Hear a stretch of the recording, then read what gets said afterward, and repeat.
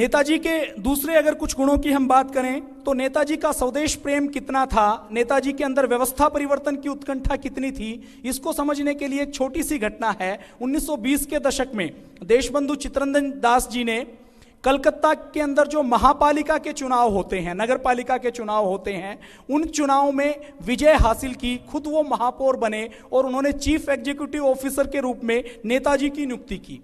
तो उस समय राज अंग्रेजों का था, सिर्फ महापालिका उनके अंतर्गत थी।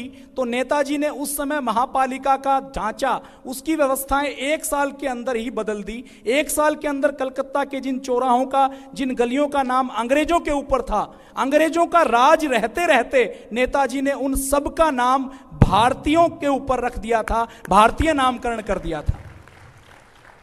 आप नेताजी की हिम्मत देखिए। 1920 के दशक में राज अंग्रेजों का है, अंग्रेज बार बार दबा रहे हैं, कुचल रहे हैं। उस समय नेताजी ने, जब वो चीफ एग्जीक्यूटिव ऑफिसर थे, तो नगर पालिका में जितनी भर्ती होती थी वो सब स्वतंत्रता सेनानियों के परिवारों की भर्ती करते थे।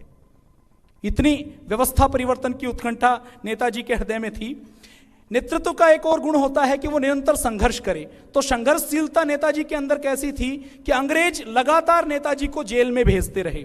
1921 से लेकर 1932 तक, फिर 1940 से लेकर 1941 तक, और 1933 से लेकर 1936 तक तो नेताजी को देश से निकाला दे दिया कि आप या तो यूरोप में चले जाओ, नहीं तो आपको जेल में सड़ा सड़ा कर मार दिया जाएगा। नेताजी को 1 बार नहीं, 2 बार नहीं, 11 बार जेल में रखा गया।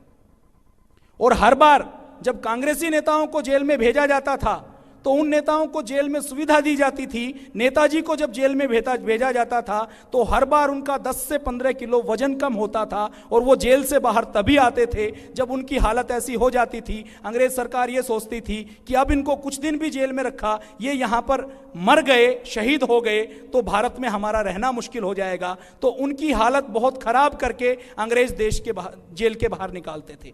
नेताजी के अंदर कितनी संघर्षशीलता थी। जैसे रामलीला मैदान में हमने लाठियां खाई हैं, संघर्ष किया है, ऐसे ही नेताजी निरंतर संघर्ष करते थे। 26 जनवरी 1931 को उन्होंने कलकत्ता में एक मार्च निकाला पूर्ण स्वतंत्रता को लेकर। उस समय अंग्रेजों ने ऐसा लाठीचार्ज किया कि उनके दोनों हाथ टूट गए। नेताजी बहुत बुरी तरह से घायल हुए। तो नेताजी के व्यक्तित्व में निरंतर संघर्षशीलता थी, कभी भी वो रुके नहीं, कभी भी वो झुके नहीं।